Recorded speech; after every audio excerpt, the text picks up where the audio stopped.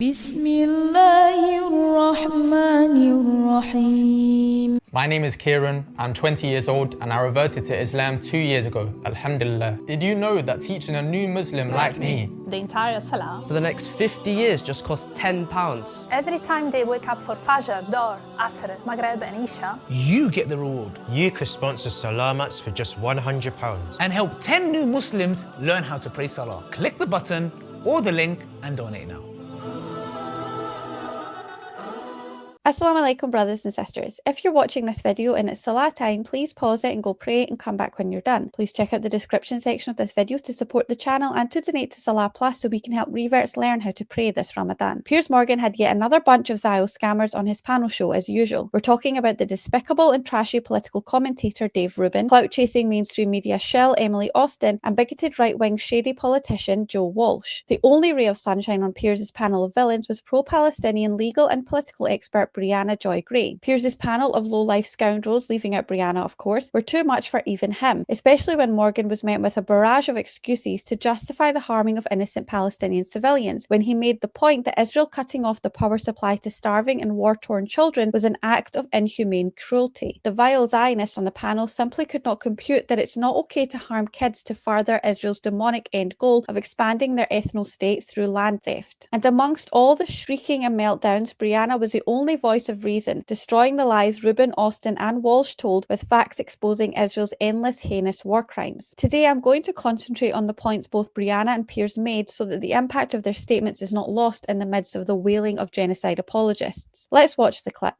Israel cutting off the power into Gaza. Well, how much power in Gaza comes from Israel? It turns out more than 50% does. It also turns out that pretty much from the start of the war, so October 2023, the power's been cut by 90%.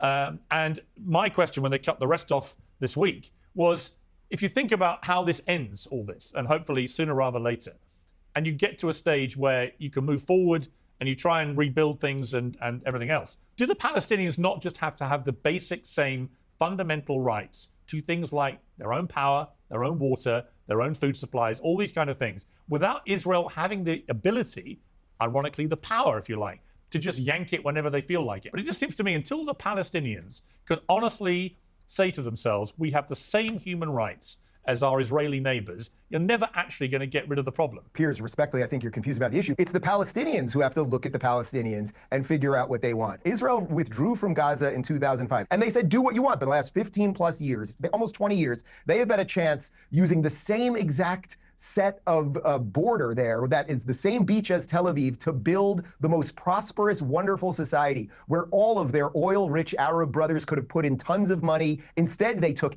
everything, not only just the money, to turn it into rockets. Okay, but Dave, I would say this to you. So, okay, but let me say this though. Look at the situation in Gaza where you have 50% of the population is under 18, so 50% are kids. We know that many, many thousands, let's not get into the exact number because everyone always goes, it's not that, it's this. But we know many, many thousands of children have died, innocent children, who've got nothing to do with this. And they've died.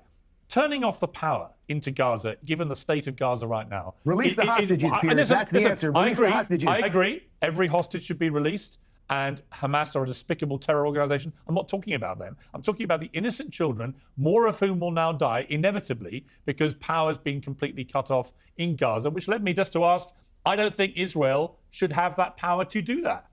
Israel doesn't want that power. You're 100% correct. Israel shouldn't feed them or give them electricity or anything else. Allow me, please. Where are the Egyptians? Where are the Qataris? Well, Where is the Palestinians? Hang on, don't talk at once. All right, Emily. Okay. You keep going to the root of the problem. You said, why does Israel have the power in controlling their, electricity? The question is, well, why do they have that power?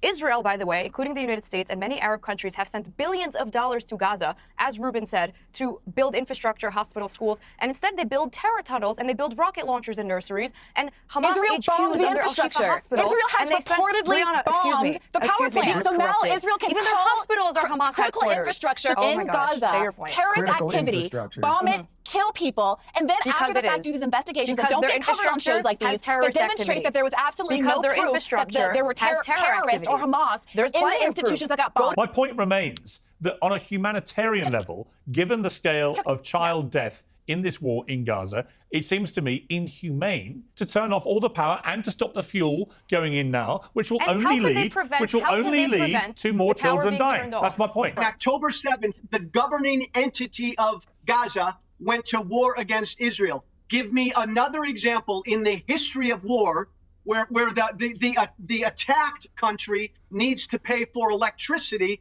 for the country that declared war on them. There's no obligation that Israel should have to pay and supply the electricity to the country that went to war against them. So for one, the mythology that Israel pays for the power is wrong. I think it's about $11 million that Gazans pay to Israel for that power that is taken out of tax collections from the people of Gaza. Two, Israel has repeatedly bombed the power infrastructure long before October 7th over the last decades to prevent Gaza from being able to be independent in its power, exactly so it can use collective punishment, which isn't just immoral, as you put it, Piers, but is in fact a war crime. And three, the idea that there was a withdrawal from Gaza in 2005 and therefore it was independent and could thrive and grow and do what it wanted to do, but it chose not to become the next Dubai or whatever it is that Trump said, is a misnomer. We're Jews in the Warsaw Ghetto free just because Nazis withdraw and stood around on the edges. It is an occupied territory. It has been called an outdoor prison. That is why there was an attack on October 7th. Okay, everyone, look, the bottom line is, in the Oslo Accords, Israel said they would supply, and they weren't paying for this privilege, they got the money back, they would supply water, power, and fuel, right? And they said they would do that. Like they made a conscious decision to stop that, but there's still a humanitarian aspect to this, as there is in any war, and it seems to me to be an inhumane move I would say, to do this. Would and you it's call also for a breach Egypt of the to open up their hostage borders? exchange. Let Dave respond to that. I would say a good question, rather than relitigating all of that, would be that Egypt has a border. How about the Zionists should open go up there the border and let all the Gazans in? Okay, if everyone's just moving from their ancestral homes, let's let the Zionists move there then. The problem is, if we really cared about the hostages, you wouldn't have Netanyahu flagrantly disregarding the ceasefire agreements, imperiling the lives of hostages, which is causing so many hostage families to protest Netanyahu. Because his goals and his administration's goals have been clear, which is to get rid of Gaza, to take over Gaza, to ethnically cleanse Gaza, to drive them out of the territory, just like Dave Rubin is describing doing right now. And as a consequence, they don't care about the hostage lives more than they do securing that territory.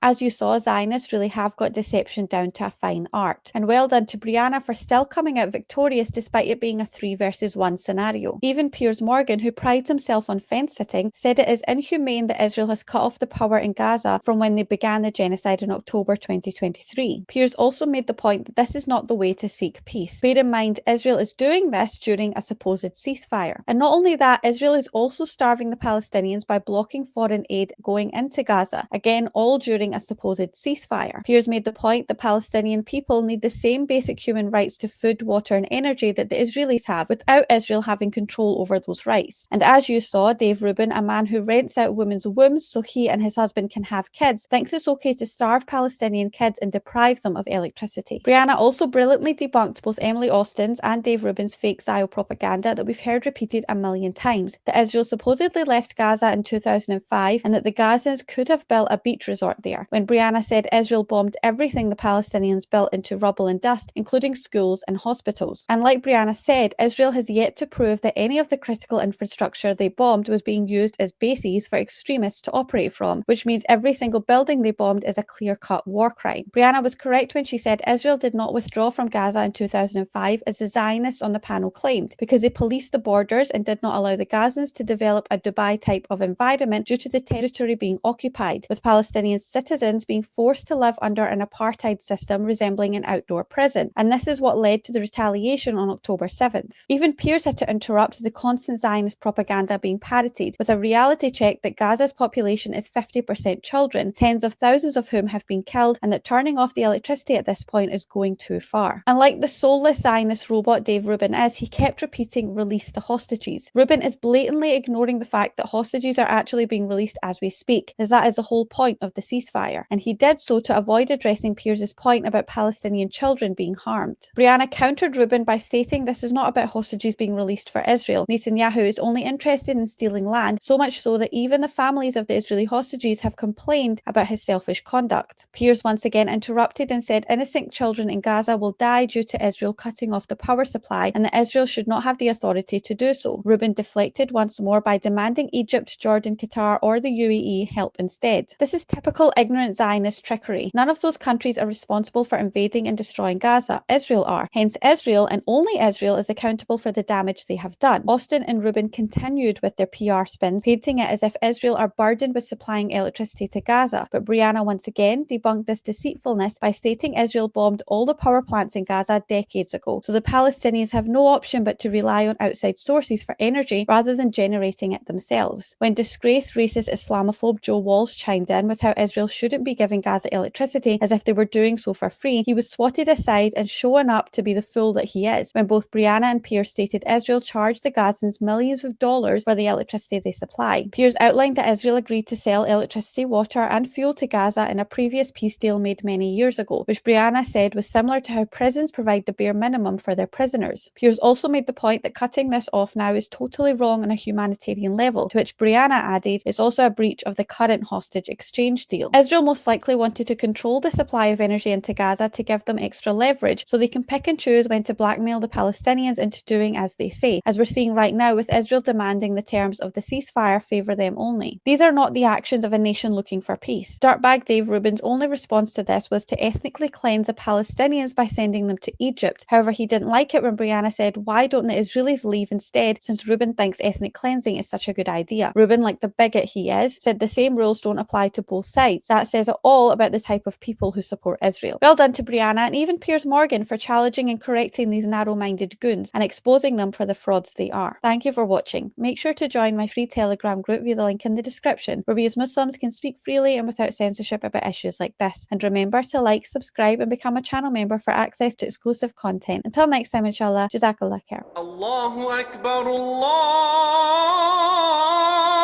Akbar, Allah.